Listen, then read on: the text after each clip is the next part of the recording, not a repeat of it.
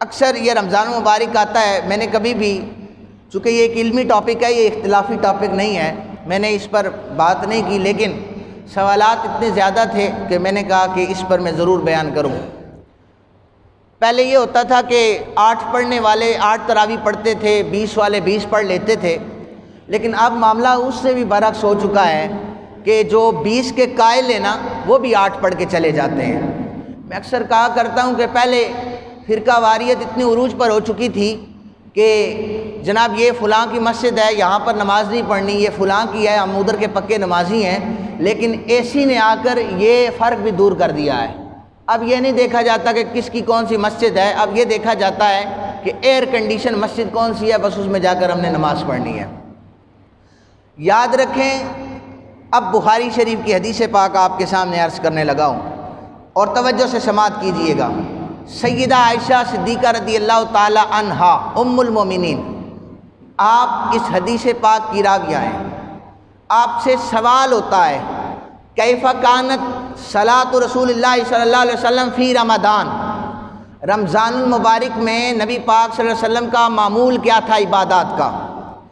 آپ نے فرمایا قالت ما کان یزید فی رمضان ولا فی غیرہا، نبی پاک صلی اللہ علیہ وسلم کا معمول رمضان میں اور اس کے علاوہ 11 مہینوں میں علی 11 رکعتن، نبی پاک صلی اللہ علیہ وسلم رمضان میں اور ان کے علاوہ جو 11 مہینے ہیں ان میں 11 رکعتیں ادا فرمایا کرتے تھے۔ کتنی رکعتیں؟ 11 رکعتیں، 8 ان میں نوافل اور 3 ان میں وتر، یہ 11 رکعتیں نبی پاک صلی اللہ علیہ وسلم ادا فرمایا کرتے تھے۔ امام بخاری نے قیام اللیل کا جب باب باندھا، یہ توجہ سے سنیے گا، قیام اللیل کا جب باب باندھا تو اس میں اس حدیث پاک کو لے کے آئے۔ امام بخاری کا اسلوب یہ ہے کہ آپ کو جب کبھی ایک لفظ کی بھی نسبت اس باب کے ساتھ میسر آ جائے تو آپ اس حدیث پاک کو اس باب کے نیچے لکھتے ہیں۔ باب کا نام ہے قیام اللیل، رات کی عبادات کا ذکر۔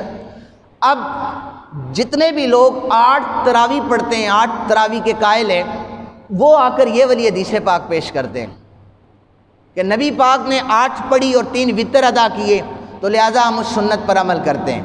اچھا، اس کا جواب اگر آپ توجہ سے سنیں گے تو انشاءاللہ سمجھ آ جائے گا۔ امام بخاری نے اس باب کو قیام اللیل کے ضمن میں لکھا ہے، چونکہ میں بتا چکا ہوں کہ بخاری شریف، امام بخاری کا اسلوب یہ ہے، ان کا فہم یہ ہے کہ وہ ایک لفظ بھی مل جاتا ہے رات کی عبادات کے حوالے سے تو وہ لکھ دیتے ہیں، ورنہ اس حدیث پاک کا تراویح کے ساتھ کوئی تعلق نہیں ہے۔ اس حدیث پاک کا تراویح کے ساتھ کوئی تعلق نہیں ہے۔ تراویح کی اصطلاح ہماری ہے، یہ نبی پاک صلی اللہ علیہ وسلم کی نہیں ہے۔ قیام اللیل کے حوالے سے آپ اس حدیث پاک کو لے کے آئیں۔ سوال یہ ہوا تھا کہ رات کے معمول رمضان میں کیا ہیں، تو سیدہ عائشہ پاک نے فرمایا کہ رمضان میں بھی اور رمضان سے علیحدہ 11 مہینوں میں بھی، ولا فی غیرہا، اس کے علاوہ بھی حضور 11 رکعتیں پڑھتے، تو پتہ یہ چلا کہ اس کا تعلق تراویح سے نہیں ہے، چونکہ آپ نے رمضان بھی اور باقی 11 مہینوں میں بھی 11 رکعتیں ادا کرنی ہوتی تھی، اس لیے اس بات کا تعلق تراویح سے ہے ہی نہیں کہ تراویح 8 ہے۔ جو لوگ 8 پڑھتے ہیں، اگر وہ دوسرے لوگوں پر اس بات کا ان کا ایک اعتراض ہوتا ہے کہ 20 کہاں سے ثابت ہیں، تو بڑا چھوٹا سا ان سے سوال آپ کریں کہ 8 نبی پاک صلی اللہ علیہ وسلم نے پڑھی ہیں اس حدیث کے بقول، جی پڑھی ہیں۔ اچھا، کیا لگاتار پڑھی ہیں؟ تو وہ کہیں گے نہیں، لگاتار تو نہیں پڑھی، 3 دن حضور نے پڑھی ہیں، اگر وہ اس کو تراویح کہتے ہیں، 3 دن پڑھی ہیں۔ اچھا، جماعت کے ساتھ پڑھی ہیں یا علیحدہ؟ وہ کہیں گے انہوں نے تو علیحدہ پڑھی ہیں، تو آپ جماعت کے ساتھ کیوں پڑھ رہے ہیں؟ 8 تراویحیں آپ جماعت کے ساتھ کیوں پڑھ رہے ہیں؟ نبی پاک صلی اللہ علیہ وسلم نے لگاتار پڑھی ہیں؟ نہیں، آپ لگاتار کیوں پڑھ رہے ہیں؟ نبی پاک صلی اللہ علیہ وسلم نے کیا پورا مہینہ پڑھی ہیں؟ نہیں، آپ پورا مہینہ کیوں پڑھ رہے ہیں؟ یہ بڑا سادہ سا ان کے لیے ایک جواب ہے جسے لاجیکل آنسر کہا جاتا ہے۔ اب یہ حدیث پاک میں نے پڑھی ہے امام بخاری کے حوالے سے، اب میں امام مسلم کے حوالے سے اس حدیث پاک پر جا رہا ہوں۔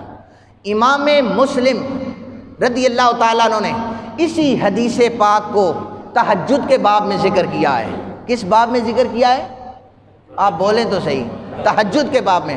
آپ نے یہی حدیث پاک تہجد میں لائی ہے۔ امام مسلم کا جو اسلوب ہے یہ یاد رکھیں، یہ بخاری شریف سے بھی زیادہ سخت ہے۔ ویسے تو مقام جو ہے امام بخاری کی کتاب بخاری شریف کو ہے، صحیح بخاری شریف کو، لیکن جو فہم اور اسلوب ہے امام مسلم کا یہ زیادہ سخت ہے، آپ کی شرائط زیادہ سخت ہیں۔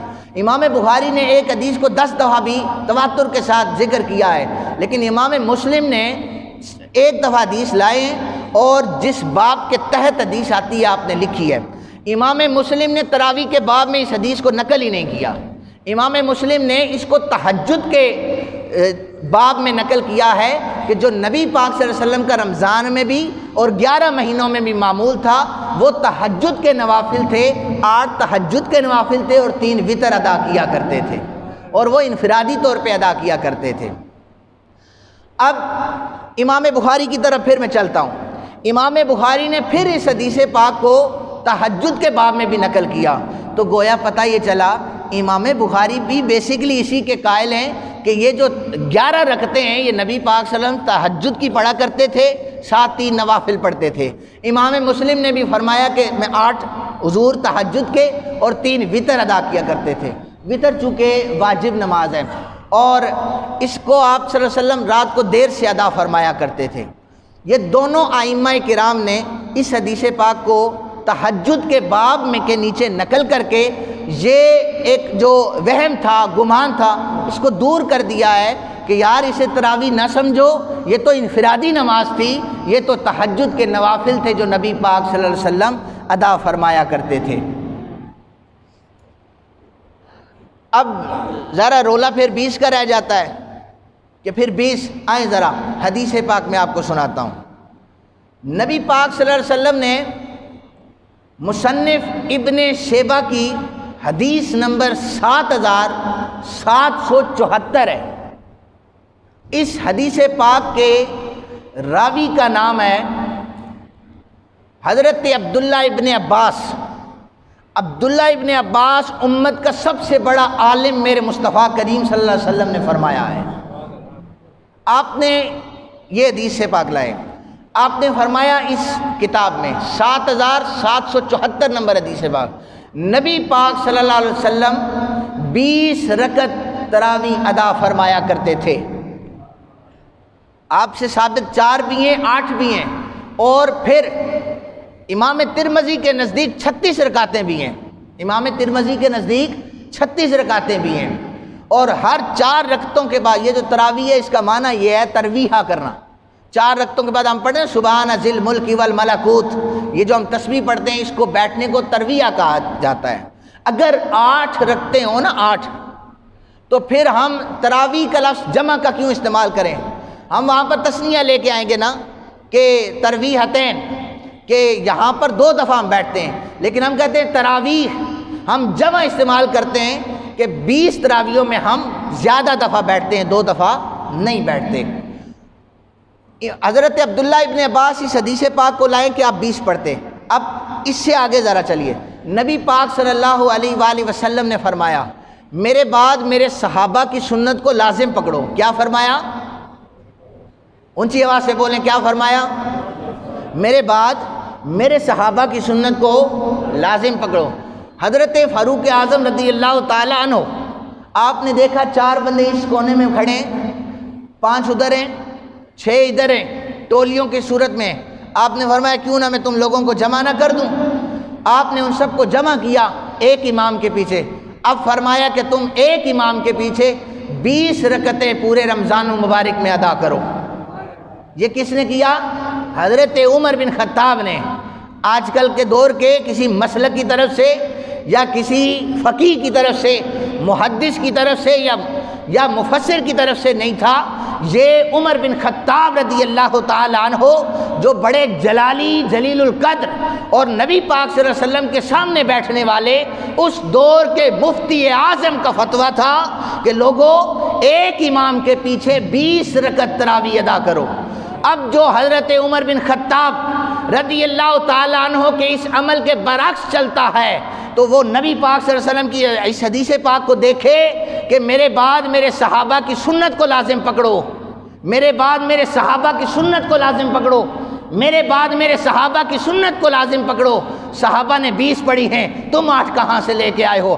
8 تراویح کا ذکر نہ قرآن سے ہے، نہ حدیث پاک سے ہے، نہ کسی صحابی کے عمل سے ثابت ہے۔ 3 دن آقا کریم صلی اللہ علیہ وسلم نے پڑھی اور پھر ان میں سے 1 دن 8 بھی پڑھی، لیکن حضور نے فرمایا کہ یہ عمل حضرت عائشہ کہتی ہیں پورے 11 مہینوں کا تھا، اس میں تو تراویح کا ذکر ہی نہیں ہے۔ لیکن حضرت عمر نے کہا کہ حضور نے فرمایا ہے نا کہ میرے خلفاء کی سنت کو لازم پکڑو، اب تم 20 پڑھو۔ جتنے بھی صحابہ آئے، جتنے بھی تابعین آئے، جتنے بھی اولیاء کرام آئے، امت کے بڑے بڑے فقہاء آئے، انہوں نے آ کر 20 رکعتیں ادا کی۔ مکہ پاک کی مثال دیتے ہو وہاں پر بھی 20 ہے، مدینہ پاک کی مثال دیتے ہو وہاں پر بھی 20 تراویحیں ادا کی جاتی ہیں۔ یہ چھوٹا سا ایک ٹولہ ہے جس نے 8 تراویحیں شروع کر رکھی ہیں، لیکن